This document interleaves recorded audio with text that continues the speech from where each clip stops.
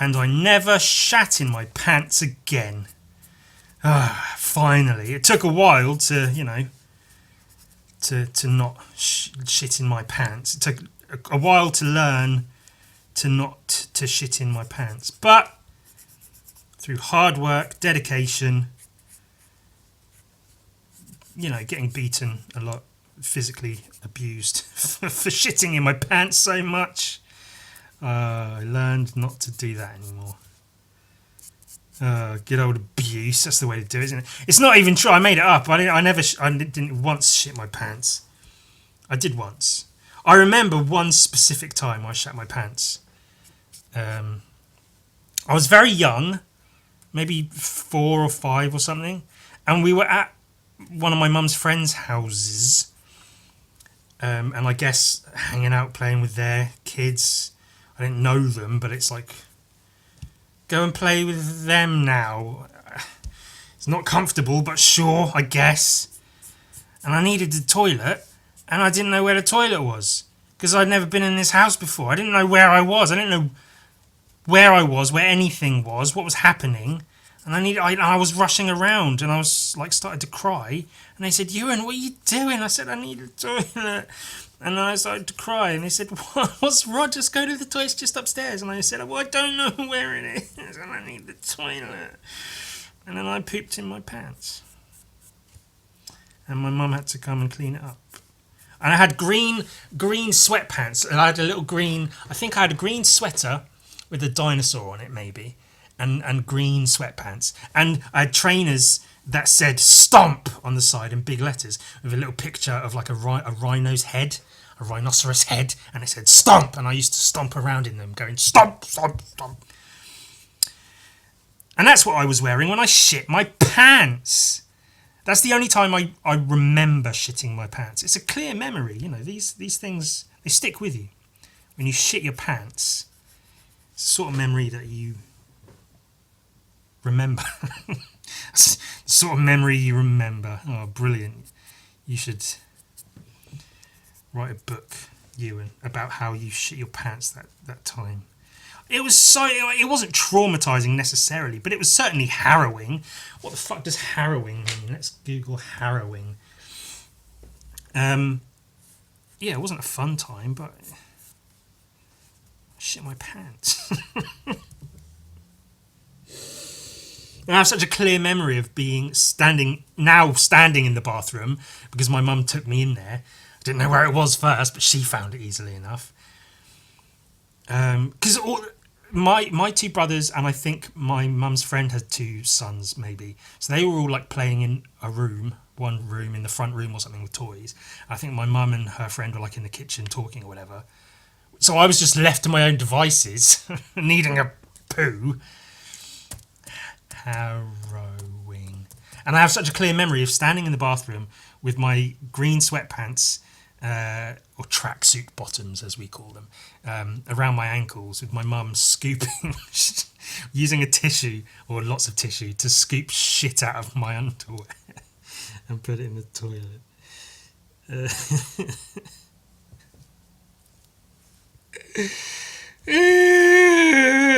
Things we remember. These are the things that make us who we are, I guess.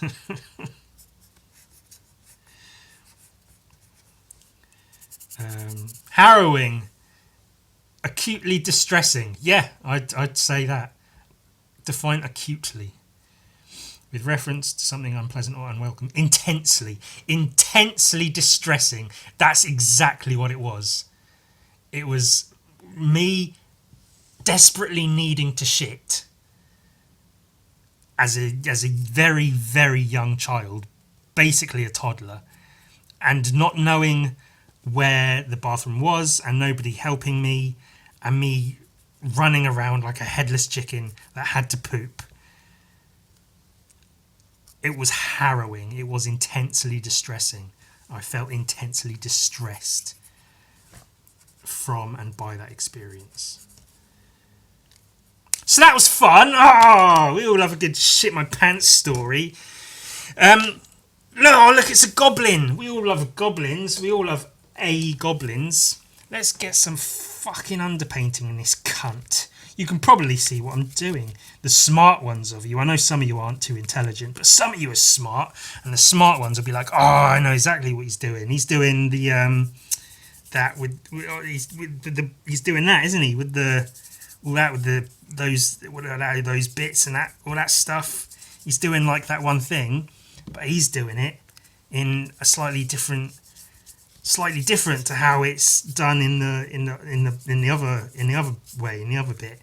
And he's doing it, but he's doing it in his way, in his own way. He's doing it in the way someone might, if they were the sort of person that would shit their pants. Shitted pants. That's going to be the title of this episode. Shitted pants. I'll put it in the thumbnail. I'll just put I'll Google image shitted pants, and that'll be the thumbnail, just a picture of shitted pants. I probably won't actually do that. God, you imagine if I monetized my videos and I was trying to call one of them shitted pants. You know what YouTube would do if they saw that? They'd shit their pants! Oh, God, it all comes full circle. Or something. I don't really know if that counts as full circle, but it's fucking something, isn't it? That's what people say when they have sex with your mum, and that's a lot of people. They say, oh, I'm fucking something. You know, it's not great, it's not ideal, but fucking something. It's fucking something, isn't it? That's because your mum's a dirty whore. I didn't mean to. Let's talk about me shitting my pants some more. There's no reason to call people's mothers a whore. I mean, the smart ones of you will understand I'm being, I'm just being silly. I'm just being a silly little guy. But I know some of you aren't smart, so you might get offended by me talking about banging your mother. I mean, I'm not saying I bang your mother. I'm saying a lot of people do. And they all refer to her as a thing. They see her as an object that they can put their knob in. Because that's all your mum is to them. It's just a hole you can put your knob in. A knob hole. Not to be confused with a male urethra, which might also be called a knob hole. You knob hole. It's actually quite a good insult to say to people. Knob hole. Ah, you knocked into me on your bike, you knob hole. Fuck out of here. Who ate my muffin, you knob hole? You ate my goddamn... the last blueberry muffin! You knob hole! And bitch. That's a good one. Oh, calling people a bitch. Hey, you bitch. I say that when I'm being really kind and sweet to people. I was talking to someone, a friend of a friend, or a sister of a friend, and they were like, they were really creative, and they liked to paint and draw, but they were really unsure of themselves and their skill. So they were showing me some of their art, and I was like, this is really good. Like, this is cool. I do more. Keep doing it. And they were like, oh, thanks. I really appreciate it. I will. I'll keep doing it. And I said, cool. And as I was walking out to go and hang out with my friend, I said, cool. And then I turned around and went, you better, you fucking bitch. I shook my fist and I made an angry face at her. And then as soon as I did that, I smiled. So she knew I didn't mean it. And then she laughed because it was funny. Oh, it's all funny. Fun and games. Oh. Hilarious, Ewan. You should do a stand-up comedy. The hit new show. I want to do a stand-up comedy. I want to be a stand-up comedian and then release a DVD called Ewan Comedy Live. But whenever somebody says, oh, so your new DVD, Ewan Comedy Live, is out, and then I'll interrupt them and say, no, it's actually Ewan Comedy Live, like Frankenstein, like live. And they'll go, oh, okay, I see. Yeah, because it's the same word, but it's, you can say it in a different way. And then if someone ever says, oh, Ewan's new stand-up comedy, his new DVD, stand-up comedy Live, and I'll stop them and say, no, it's actually Ewan Comedy Live, obviously, because it's live comedy. It's not. Why would it be Live? That's stupid. You're an idiot. Why would you think that? And no one could be correct because I'm the only one who knows. Look, it's like Lobo, but it's a goblin. I told you, that's all we're doing now. We're only painting goblins forever and ever now. So it's like the Lobo cover, but it's a goblin. Oh, yay! So and I'm going to do the logo as well. I'll draw / paint the logo separately, but instead of an L, I'll do a G, and it'll say Gobo.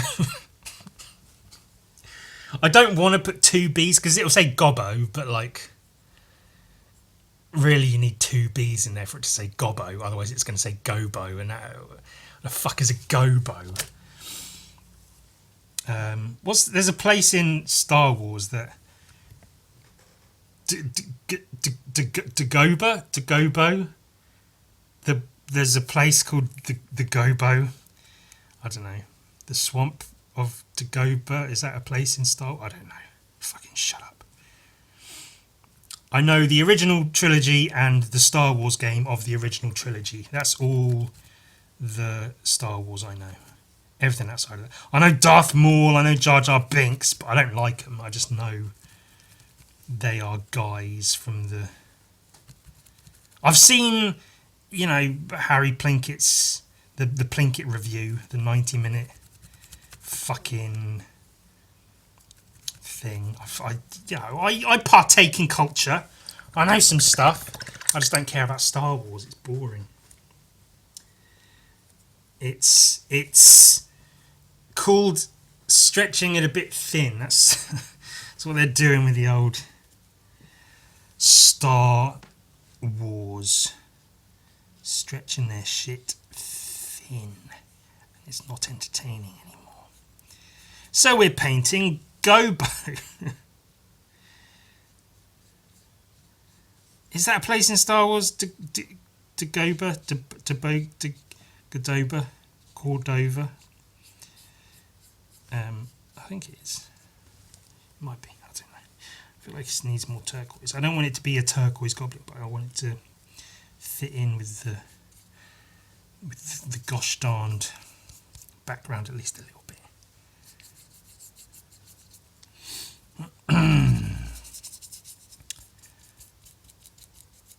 Well, that's good, isn't it? I was a little bit worried because I had something planned to talk about, and funnily enough, as I was pooping earlier, just before I got to recording and whatnot, and then as I was setting up my phone ready to record, completely fucking forgot what I had, and it was in my head, and I was like, oh shit, that's a good thing. That'll be good and fun and interesting to talk about. I'm glad I thought, because I thought I had nothing to talk about, and then I came up with something to talk about, and then I forgot what that was, and so now I had nothing to talk about.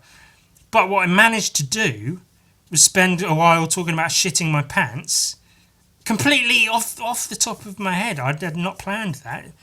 But sometimes you just get happy little accidents, like Bob Ross. Just happy little accidental trees and things, but with more shitted pants. So that's good, isn't it? Look at that. I should do this professionally. I should do things professionally. I should be more professional. I'm planning on being more professional in the new year. I worry because it's easy for me to get lazy with things. Like, for instance, this is an example of my work ethic.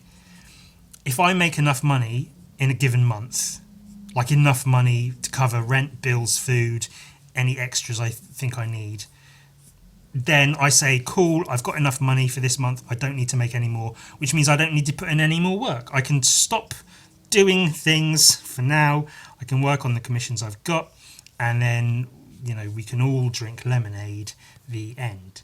That's my work ethic. Is what I could do is keep putting in more work to get more commissions in, to do more things, and then maybe make more money so that potentially I could, a bit down the line, make even less work for myself, give myself more time to chill out and do nothing, because I put more work in to get more money.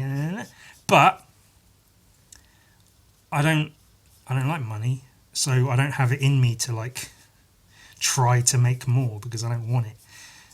But that's an issue I have just sort of in general.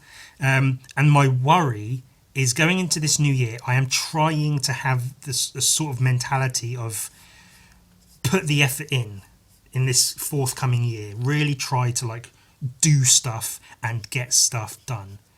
I've got a few ideas. I'll elaborate on some of those today, or at least one of them. But my worry is that it will be difficult to follow through with being more proactive and productive, because I might just decide not to. And that's another, like, it's cool not having like a boss, technically being my own boss, doing my own shit. That's very, very cool. But when I'm answerable to no one but myself, I'm very lenient on myself because I'm me. So if I can make my life easier, I will do so. So when it comes to like, oh, Ewan, we could put in more work now and then maybe make a bit more money, and that could give us time to relax a little bit further down the line. And then I say to myself, yeah, but we don't have to. And then my other self says, you're right, we don't have to. Fuck it, let's just not.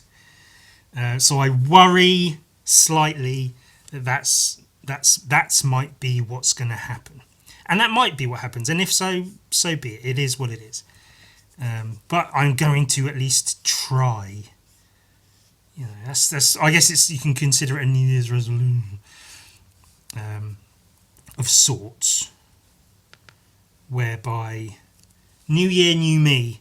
But it's just because, as I've gone on and on and on and on and on and on about, this past year has been such a fart that I'm eager to make the next one better if possible. If I can make this next year better for myself, then let's at least try and do that, yeah. So we'll give it a go. As I say, I got some fucking ideas. So we'll see how them shits go.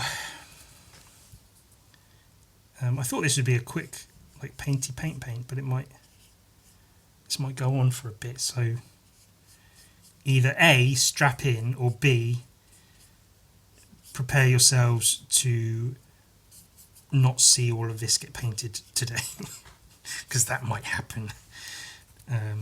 I'd love to paint all of it today, but there's no reason I can't make this an extended episode.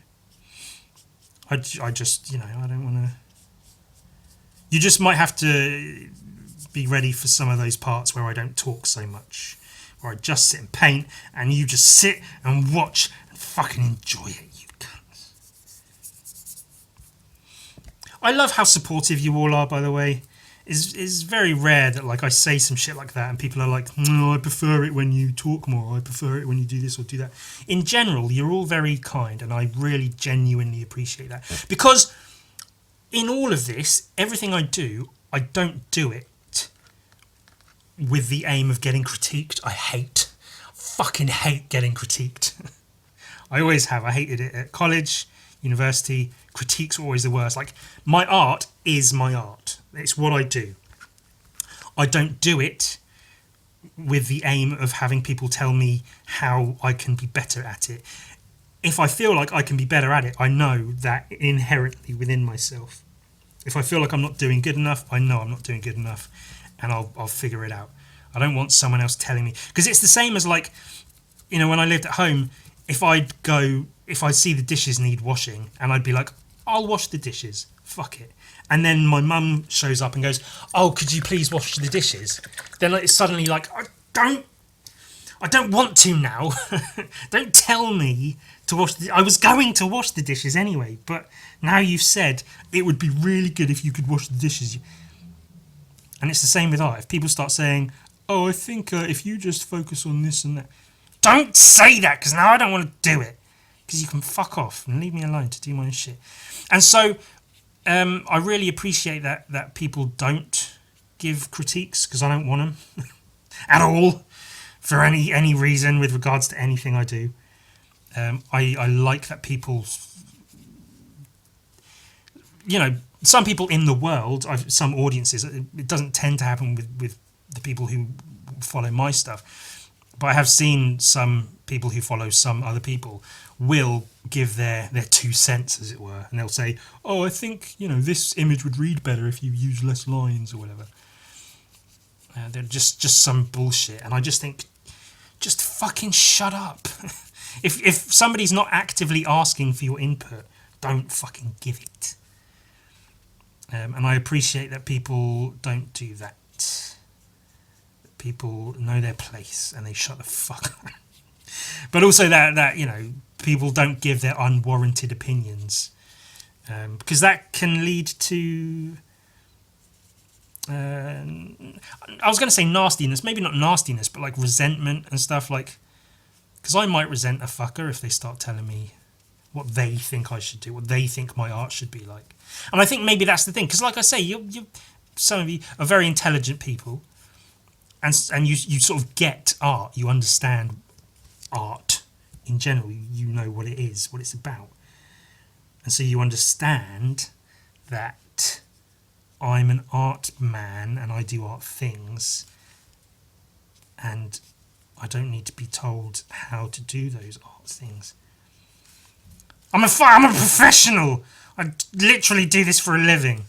So if you want to show up and start telling me how you think it should be done, you can eat some dicks, and not in a way that would generally be pleasant. Eat some dicks eat some poorly cooked dicks that will give you stomach problems over the course of the next few days. That's what you should do. Get food poisoning from chowing down on too much cock. Get cock poisoning.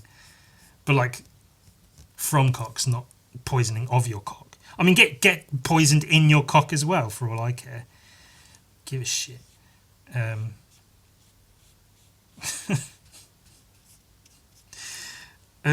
So I'm painting Gobo. That's fun, isn't it? I actually really like how this is looking. I'm liking the brush strokes and such.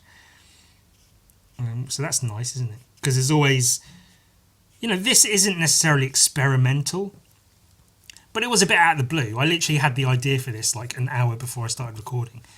And I thought, that would be fun. I'll try and paint. So there's every possibility that it could just turn out really fucking whack and be a bunch of shit and balls and dicks and stuff. But as it happens, everything's coming up Millhouse in terms of this painting specifically, not necessarily everything in general, but this painting's going pretty good, isn't it? Now, of course, painting a pastiche, an ode to the classic Lobo cover, it would make sense to look at some Lobo comics, wouldn't it? However, I'm not going to. Instead, as I did mention in a previous episode, one or two or several episodes ago, instead I'm going to look at some Ashley Wood Tank Girl, because why fucking not? I like it. You might like it. Oh, is that hang on. Give me a second. Give me a fucking second. Give me a fucking second. Where's the goddamn...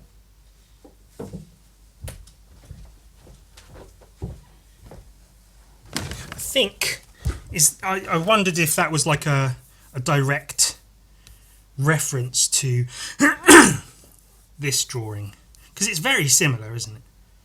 I don't know if it is that exact drawing or if it's a similar drawing. I mean, there's got to be I don't know, what am I going to do? Look through the whole of the reprint of the original Tank Girl comic and maybe find a drawing that looks similar to... I've got this one as well, Visions of Booger. So this came out in 2007, and then this came out afterwards, I assume 2008.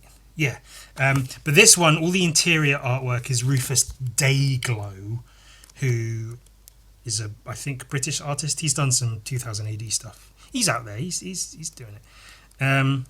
Which, you know, his artwork is so it's alright. It's quite good.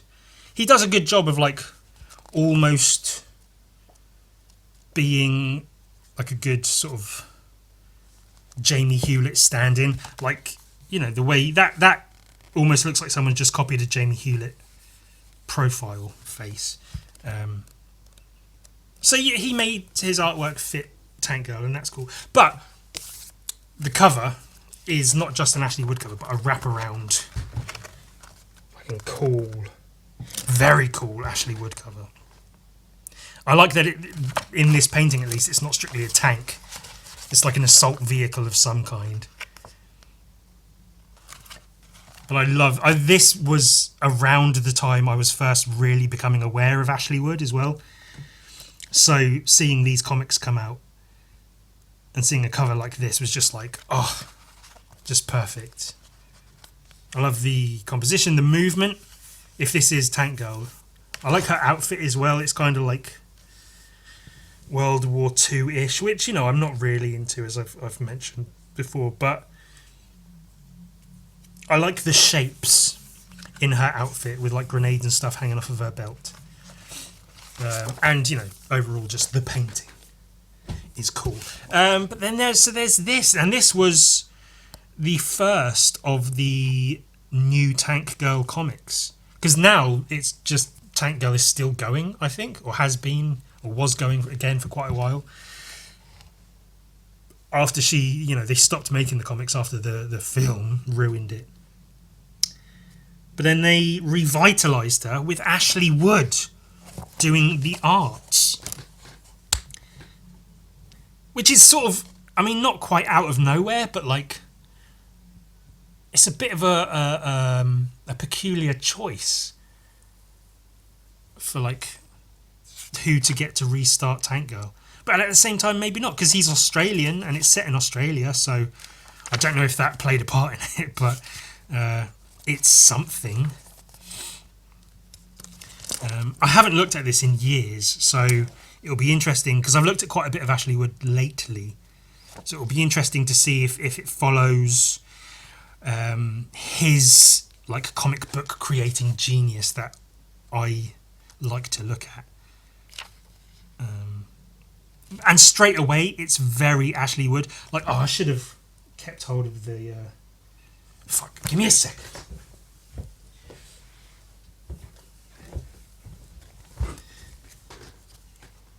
Right, so the first few pages of the new Tank Girl compared to the first few pages of the original Tank Girl are so insanely different.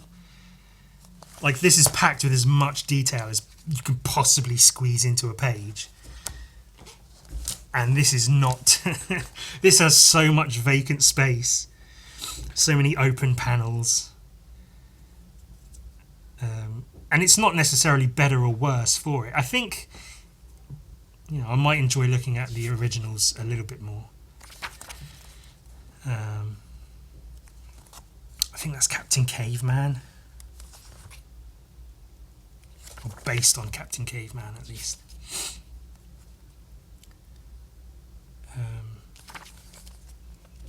I like his limited colours. I like his mark making. I think this works better if you read it as well, like, because Jamie Hewlett Tank Girl you can just look at and it's just incredible, like page to page. Whereas this, I think the most of the joy will come from the drawings in conjunction with the funny stories and things. I think there's a bit where she shits in a handbag, and that's funny.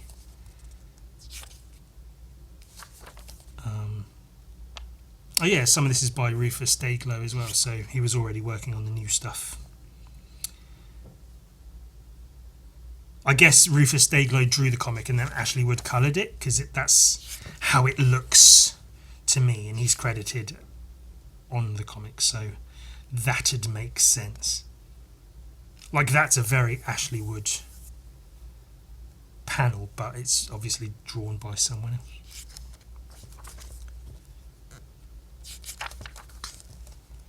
Yeah, I don't know if I'm in love with Ashley Wood's Tank Girl. I don't know what I expected. I thought it would be cool to look through some Ashley Wood Tank Girl comics, but I don't know if I'm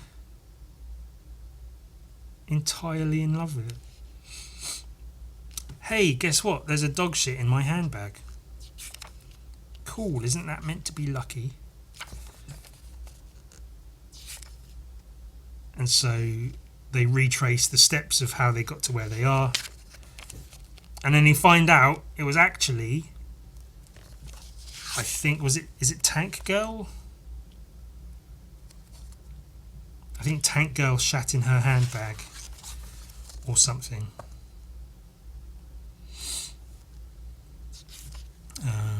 It was me that shat in the handbag. Hang on a minute, this is my fucking handbag. You pooped all over my shit.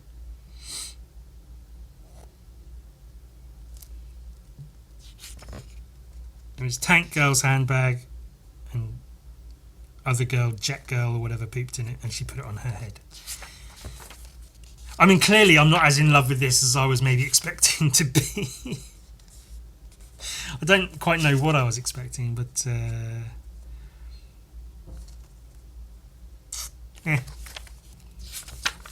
maybe this is another Rufus Dayglow and Ashley Wood collaborative art project.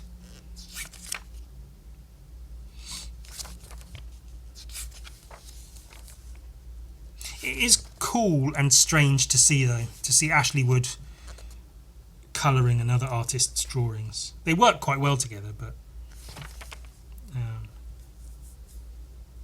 I think because Rufus Dayglow's style is slightly more simplistic, maybe almost directly between like Jamie Hewlett and Ashley Wood, so his style fits a collaboration with Ashley Wood a bit more than, say, Jamie Hewlett's would. Because if it's more simplistic, and maybe he's drawing it knowing Ashley Wood will be doing the colouring, he leaves more space for Ashley Wood to fill with textures and colourings and such. If that makes sense, I don't know. Camp Koala with a gun! Sniff my hairy ballsack. That's funny. Eat shit and die, you lovely people. Ha! Now you're fucking talking. That's pretty funny.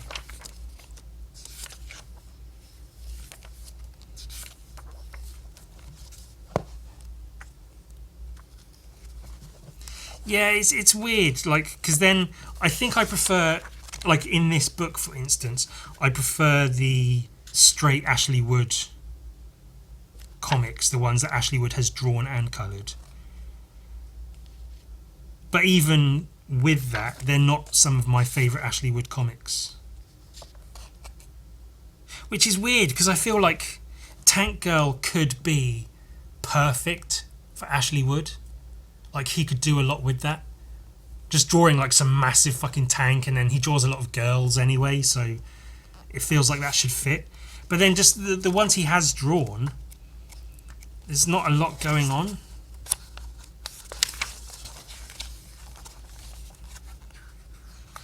It's just some people doing some things, singing songs, and then pooping in a handbag. It's quite funny, but, like... Did I go past it? Like, it's a funny little story, but it doesn't jump out at me as like an amazing Tank Girl comic that one of my favourite ever artists is drawing. It's like, could be better. And then there's this one, I don't know what's happening, but it's just people talking to people. Like, having Camp Koala blow people apart with a machine gun is brilliant and funny, and I like that Ashley Wood is part of it, but I think I'd prefer to have seen Ashley Wood drawing it, all of it. So I guess that's how it goes. Sometimes I look through comics and I'm not as thrilled with them as I'd hoped I might be. Kill Jumbo. There's Jumbo. Kill the fat bastard. Who I guess is some, like, children's TV mascot or something. Some weird large creature with a smiley face. And they're killing him. Well, that's cool. Tank girl with a big fucking Uzi. Sunglasses and shit. Booger and her firing their guns. Nothing outrageous. And that's like... So the thing is... So they're trying to kill this TV personality character. And then the tosser got away. Later that day... What's on the box? It's fucking joke time with Jumbo, the wanker. Christ, give me strength. So are you going to be playing the same game again tomorrow? Okay, but let's go for a soap star this time. No more kids' TV presenters. The hyperactive bastards move too fucking fast. So they're playing a game where they try to track down and kill people from television, that's quite funny. But then they don't manage to, so they're going to try to go after someone else. It's funny, and I like that Tank Girl does that, like the writer, Alan Martin. He writes sometimes more long-form comics, sometimes very, very short, sometimes literally one-page stories, not even comics, just text. And I like that that's a thing. So Tank Girl has a range of stories and things within the pages. But again, when it's one of my all-time favourite artists doing the art for it, like, I don't even get to see Jumbo get blown to pieces. You're giving me blue balls here. I'm not getting the climax I so desire. It's also worth noting, I don't know where it says it. I don't know if it says it within these pages or if I read it in an interview or something. We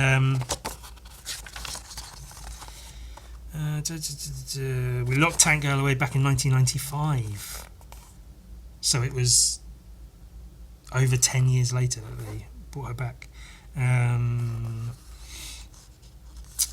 Just trying to have a quick look just to see if it has the text.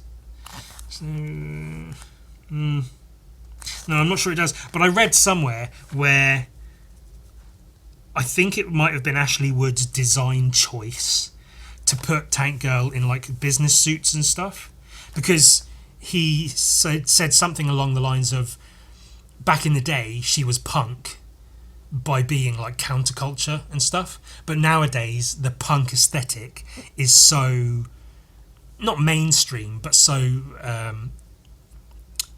like widely renowned. Like if you dress like a punk, you're just dressing like a punk.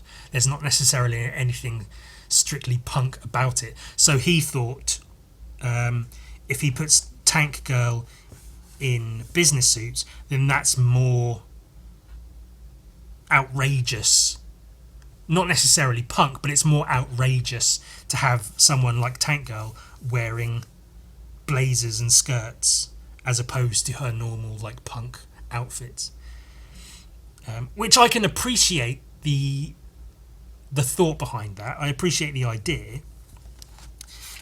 And some of the art is interesting in that regards. Like, that's quite an interesting piece of art. Like Booger there, his eyes are funny. It's very graphic design in terms of like no outlines and stuff.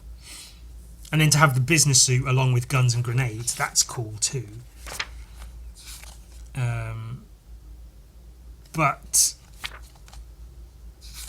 I like Tank Girl because she's Tank Girl. And I want to see Tank Girl being more like this. Army helmets and jackets and vests and stuff.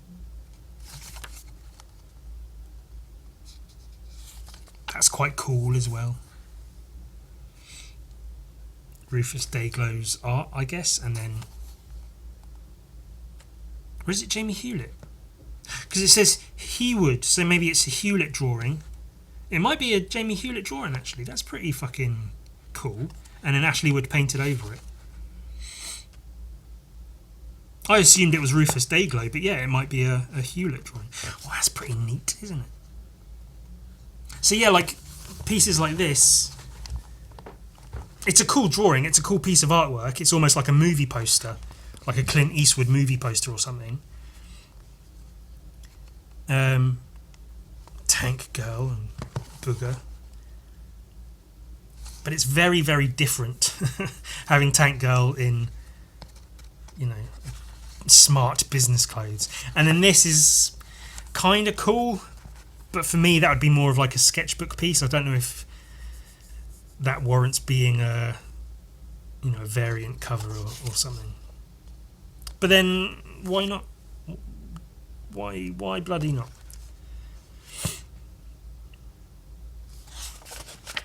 Oh. I don't typically give my goblins red eyes, but I feel like under the circumstances it might look quite cool. And I don't want to make this, I mean, it's obviously a hefty nod to Mr. Bow, but I don't want to make it too direct a copy. So I don't know if the red eyes will be too much, too obvious a thing. That one's going to need a few coats in it. Could have planned that out better. Oh well. Let's get that tongue. Tongue. Tongui. The spelling of the word tongue has always infuriated me. I mean, it's nothing new to say the English language has words full of letters, just unnecessarily. Just letters put fucking everywhere. Like the word live and live, they're the same word. Why are they pronounced differently? You have two different words. Spell one way, spell another, and fucking do it like that. Why would you have the same word? Say do it's just fucking silliness is what it is. It's fucking silliness. Let's get that there. I'll use that in a second. Let's get these teeth painted in. And then it's just basically the background, a few details, and we're basically good. I'm going to need some... oh, I've got yellow ochre. Cool, I wasn't sure I had any squeezed out. A bit of raw umber. Some white. The problem with this kind of palette, the way I use it, is it can sometimes be hard to tell what paint's wet and what paint's dry. So I'm going like this, trying to get some white paint, realising it's all dry and has been so for quite some time. Oh, the tangled web we weave. Whatever the fuck that means. Shall I Google that? Shall I Google the tangled web we weave? I won't, because I can't be fucked.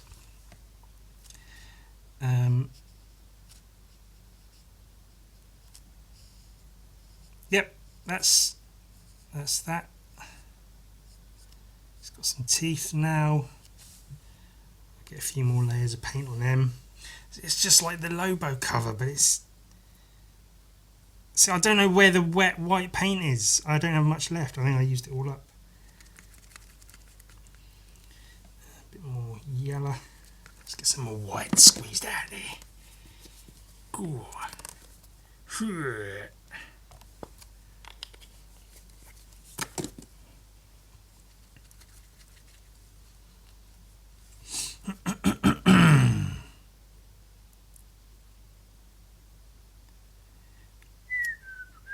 I do have... I'm sort of trying to find an opportune moment to talk about a thing. One of my plans, one of my upcoming plans for the new year. And it's a doozy of an upcoming plan for the new year. I tell you what.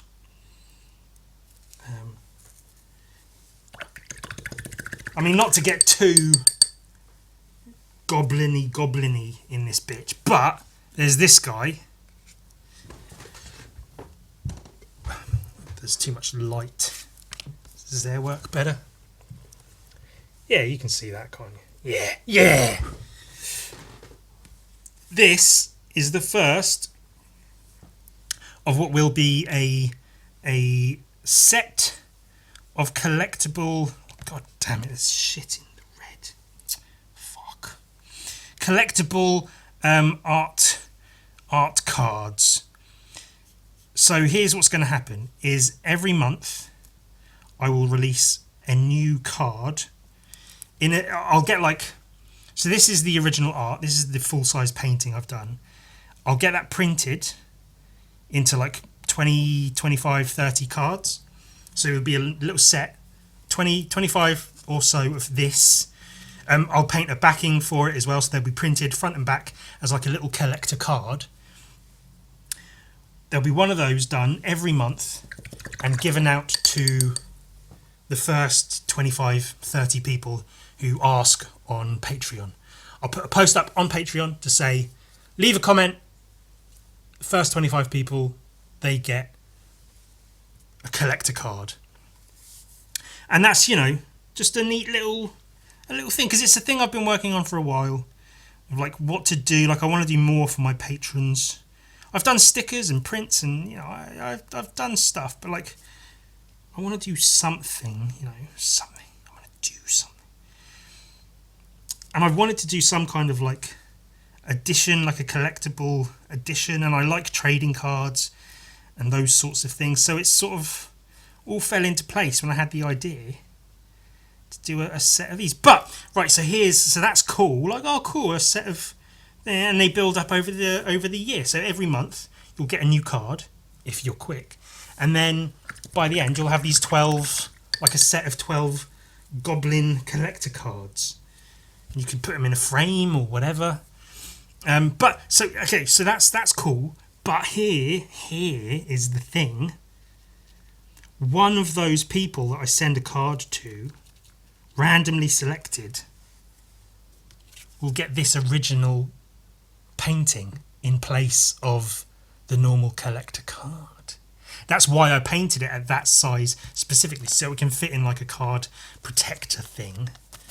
God, they're going to fall over all of them. Fuck. Because then it'll be in the card protector thing, and it will arrive in an envelope.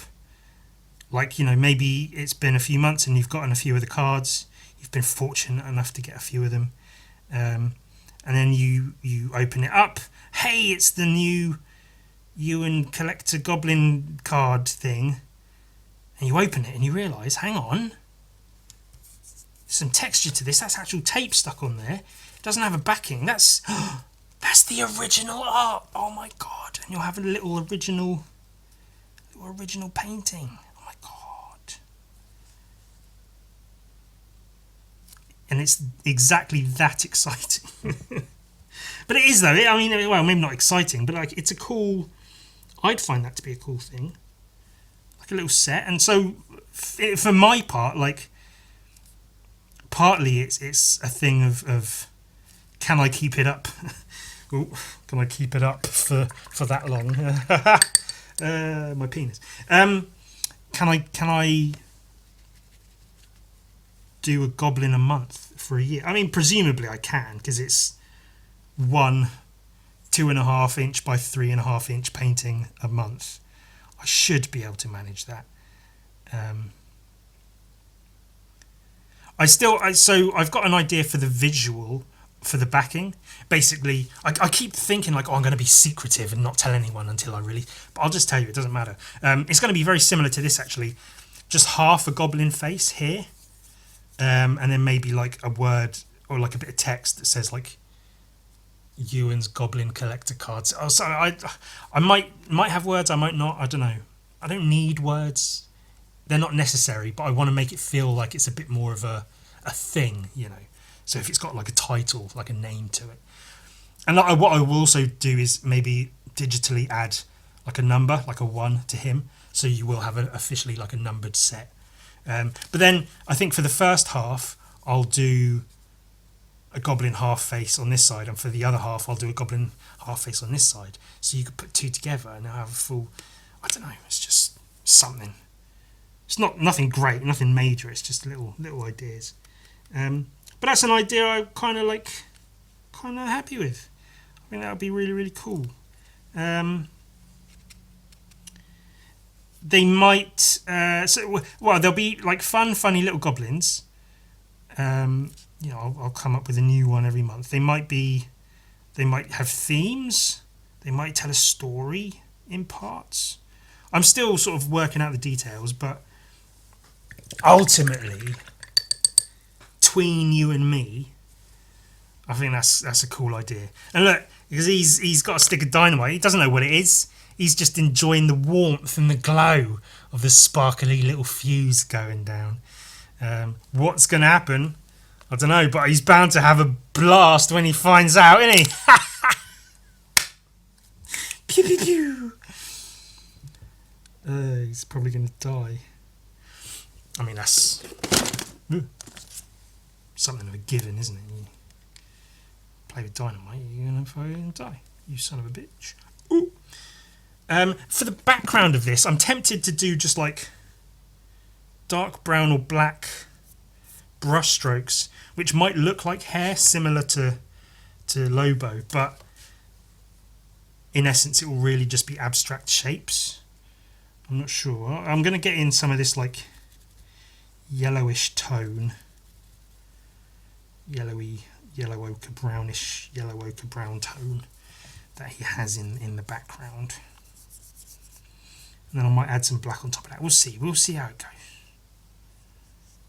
And then I'll add in like the dark red / black lines. I'll do a bunch of details, some highlights and stuff, and then it'll be pretty much done. This is actually, I mean, I do that quite often, not always, but I do that quite often with paintings when I'm just painting like a face, and then it goes quickly, and I'm like, oh wow, that was actually surprisingly easy to do. And like, yeah, you painted a face, one singular face. Like, it's not going to take days and days. I mean, it can. I absolutely could paint it in such a way that it would take days and days, and it may even be better because of that, because you could see the amount of time and effort. But then it might fall into what I was saying in my cross-hatching tutorial video, which I'm sure you all watched, of course.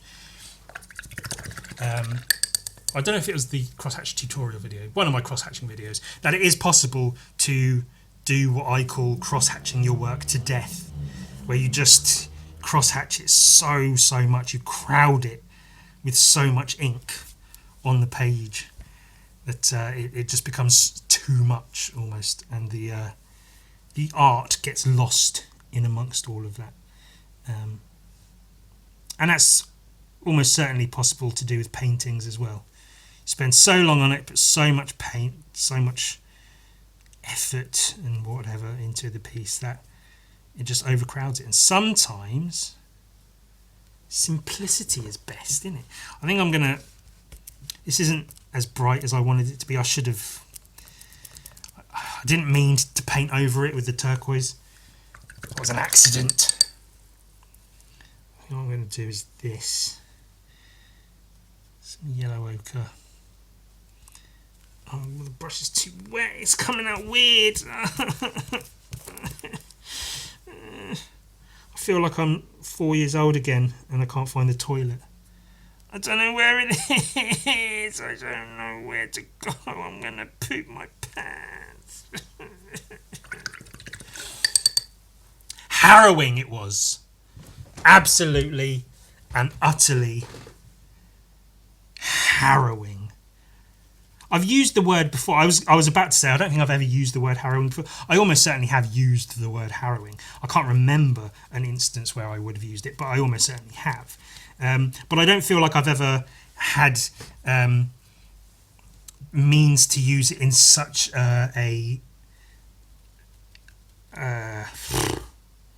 in a way where it was so applicable, where it was so genuinely harrowing. Like, you know, you could talk about like a film like Hereditary being harrowing. Oh shit, that's what I was going to talk about. God damn it. I wasn't going to talk about Hereditary necessarily. Alright, let me just finish this thought because it's very, very brief. I don't feel like I've had means to say the word harrowing with such meaning where it actually is so applicable. But in terms of pooping my pants as a youngster, that shit was fucking harrowing. Now, so I watched a video about Midsommar, the film, which I love, as I've spoken about time and time again, folk horror, Wicker Man, and others. The Witch, the Witch. And Midsommar is perfect for that, just perfect. So I was watching a video someone made where they basically go into great detail describing and analysing every, and I mean every single aspect of the film. And they managed to get hold of people involved in making the film, like did little mini interviews to get further details on pieces, and they really researched this video, and it's actually amazing because you watch Midsommar and it's like, it's cool, cult, this, that, whatever, but there's actually so much in it that I didn't even think about. Like, they cram so much into this film that, like anything, they do it so well that you don't even notice. If they did it badly, it would stand out and you'd be like, they put this really obvious symbolism in here and it's shit. You'd notice if they did it badly, but they do it so well. Is it Ari Aster, the director? I think that's him. He did it so well that, like, you don't even see it because it's just part of the film. But it is fucking rammed with symbolism and meanings, and just stuff and lore and a whole bunch of shit. There's a lot in the film Midsommar that I had no idea about. So now I need to rewatch it and enjoy it on a whole other level. But that reminds me what I was planning to talk about, which I forgot about originally, which I mentioned. So now it all comes back somewhat full circle, kind of, in a way, which is I need more red paint. Sorry, I'm holding my brush in my teeth right now, so I might not be talking very clearly. What I was going to say was, something I love, absolutely adore, is that there are people out there that will make a video about something that's 5, 6, 7 hours long. Because that Midsommar video was almost 7 hours. Like, that's how much stuff is in Midsommar, apparently, that you can talk about it for 7 hours. And all of it was interesting. It wasn't like I wasn't skipping ahead to go like, oh yeah, get onto this bit or that bit. Like, especially a film like Midsommar, I'm interested in it anyway, so I'm gonna pay attention. But the fact that people will make videos like that is so good, because if I'm into something like Midsommar, or there's other TV shows and films I've watched people make videos about, where I will happily sit down. I might not watch it all in one go. I might be doing other stuff while I'm watching it, but just knowing that someone out there is willing and it even eager to make a video that's 7 hours long talking about something I'm interested in, I think that's so fucking fantastic.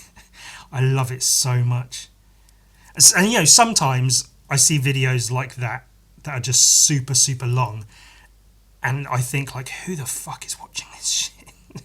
Who's gonna sit there for 6, 7, 8 hours and listen to someone talk about this fucking the history of this kind of music or whatever? But I have to, remind myself that, like, people who are interested in that thing is who's going to sit down and watch that shit. Because I will sit down and watch that shit if it's about something I am into, like, a fantastic occult folk horror film like Midsommar. I will watch the fuck out of that shit. So I really truly love that people make that shit, because it's so good. And not even just like, I mean, in a way it's good content so I can stay entertained for a bunch of hours, but it's I don't know, there's just something to it, there's something about it that I really truly do appreciate. And I want to make shit like that. I want to be able to make really thoughtful, planned out videos that are that long.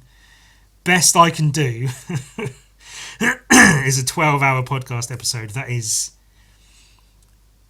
I mean, 1% planned, and the rest of it is just press record and see what happens. But so this may sound silly, but I genuinely want to. I have it in me, the want, the desire to make a video like that, like a long form video essay, potentially hours long, about the game Sludge Life, which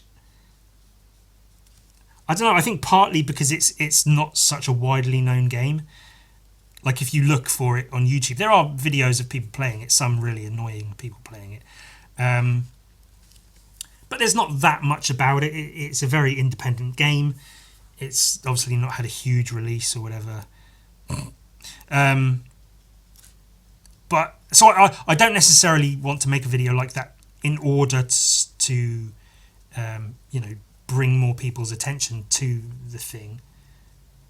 But in a similar way to how I made that photo album, my Sludge Life photo album that I made, because one of my favourite things ever in the world ever is to be interested in something and then find an art book about that something, and hopefully potentially the art book is good and it's full of stuff, art and details and information about the thing I'm interested in, so I can like dive in and involve myself in the world of this thing I like, and really like get the most out of it and really appreciate it in as big a way as possible.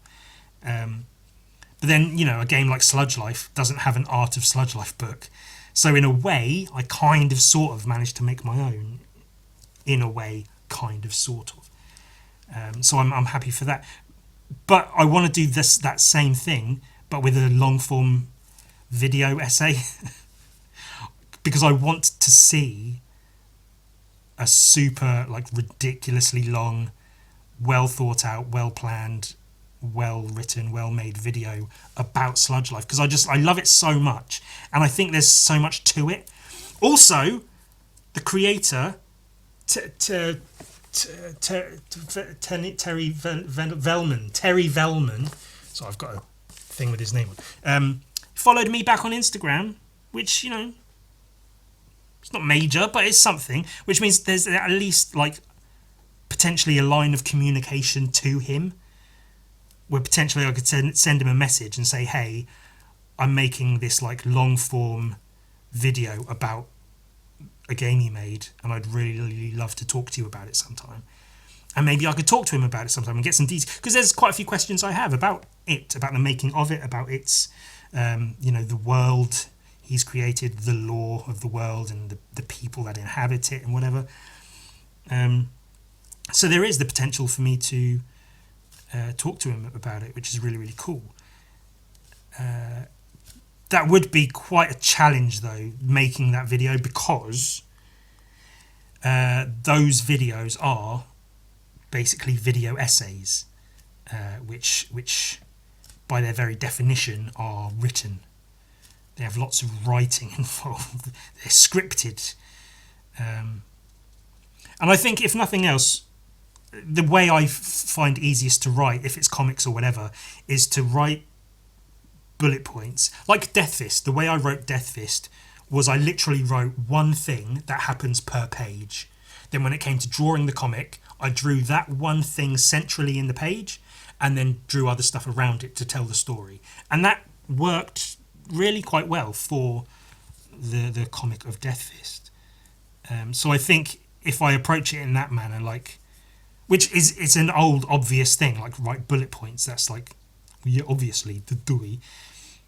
But I think if I approach it like that, like if I write out a bunch of bullet points and then write out some notes elaborating them on those bullet points a little bit more and a little bit more and a little bit more at a time, with added little bits of research in between, then I think I might be able to come up with a fucking video like that. Because I'd like to do that just as like a, like a love letter to, and I think that's probably what I'd call the video, like a love letter to Sludge Life by Dose One and Terry Velman, because I fucking love it so much. And I'm hopefully, if everything goes to plan, in a few days I'm heading to see Sam. You all know him and love him. I talk about him enough. To spend Christmas and New Year's with him and his family. And one of my favourite things about that fact is that I'm going to be able to go and play Sludge Life. Because I don't have the means to play it at home. Because it's not on Xbox Marketplace or anything. So the only way I can play it is really to go to Sam's, because I know he has the capabilities to play it and he has it currently installed on his system. So it's just there waiting for me to go and play it. But yeah, that's something I'd like to do. I'd like to make a 6-hour video all about Sludge Life. Because I could start out talking about graffiti, because that's one thing Sludge Life does really well. One of the many things it does really well is it captures, in a very small way, like a microcosm of the sort of life you undertake as a graffiti writer.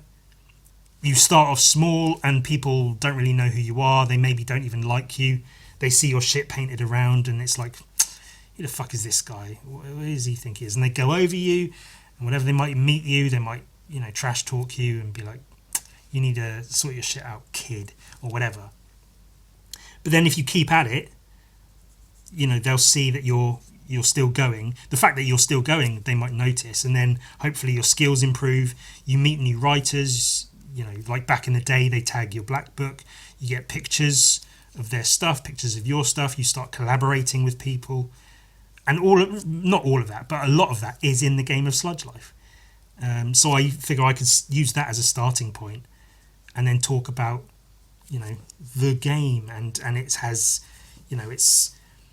its views on capitalism and unions and workforces and strikes and corporations and whatever else, and selling out, because there's a lot about art and selling out and staying pure and true to your roots. There's a lot of that in the game.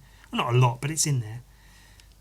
The music, if I can talk to Mr. Velman, who I guess is like the artist / creator of the game, then through him I might be able to get in touch with Dose One, who did all the music for the game. And the music for the game, as I've said, is really, really, really fucking good. And if nothing else, I just want to ask him if I can have access to the lyrics of the songs, because the songs by Big Mud in the game, love the songs. They're so fucking good. I love the character of Big Mud. I love his voice. It is deep and thick and sludgy. Just the way he raps, and I love that.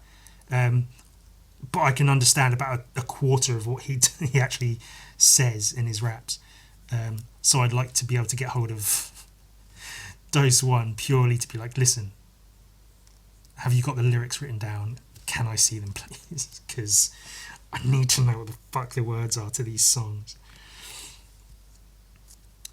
And that was one of the first things I did after playing Sludge Life, was I downloaded the soundtrack, all the images, the zines I printed off, all the photos, because you get a camera in the game and you can just take pictures willy-nilly, and you can save those pictures to your hard drive, your device, and then if you've got a Sam, he will send you those on whatever messenger app you are currently using, and then you can have them as files, and you can take them to the local photo printing place and get them all printed off as actual photos, put them in a photo album. I think I might do that as well, like take a whole new set of pictures of stuff I might have missed or whatever the last time I played it while I'm at Sam's, and then I'll have a new set of Sludge Life photos to print off, which would be quite cool. And I mean, the fact that I'm talking about it as much as I am hopefully indicates that, I think it's entirely possible that I could make a big, long fucking video about it. I don't know if anyone would care to watch it, but I'd care to make it, and that's the point. It's not about like producing a thing that gets lots of views. It's about producing the thing because I want to produce the thing. I made Gun Viking because I wanted to see a comic of a Viking with guns just blasting people apart. So I'd make a 6-hour-long video about sludge life because I want to see a 6-hour-long video about sludge life. Sometimes you have to be the change you want to see in the world. That's a thing people love to fucking quote from Gandhi or whoever the fuck it was who said that shit. People love to say that, and it's the same with art. You know, if you want to see a particular type of art, you might have to be the one to make it. You know, you got to step up and do that shit. And I keep like, you know, sometimes I'll not worry, but like I'll think about recording a podcast and be like, oh, I don't know what to talk about. Like, I don't know what to draw. I don't know what to talk about. I don't know what art books to look at. And I keep thinking like, do more sludge life. Draw more sludge life. Paint more sludge life things. Paint the characters. Paint the graffiti. Paint the environment. Put the music on, because the music almost certainly won't get copyright strike or anything. I don't believe so. I think I did play one of the tracks in one of my videos and it didn't get any sort of notes. So I could do all that shit. What the fuck am I talking about? Yeah, do more sludge life themed podcasts. look through the photos again, the zines, all that shit.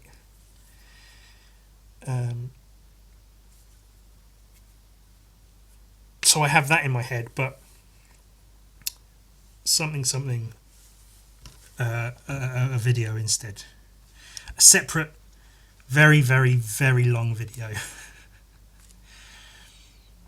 Because I can start from talking about the graffiti and then get into, right, so sludge life has graffiti in it, okay, cool, but what is sludge life? And then I can talk about the setting, like where it's set, and the characters, like who are some of the people you meet earlier in the game, what's going on in the game, what do you actually do in the game, and that can lead on to talking about the corporations, and that can lead into themes within the game and such. A lot about selling out. I said that already, didn't I? Selling out and staying true to your values or whatever. Having integrity or not, as the case may be. So yeah, there's definitely like, not that I've spent that much time thinking about it, but the structure is sort of there, almost just waiting for someone, I guess, to fucking use it, to do something with it. And that someone might just have to be me.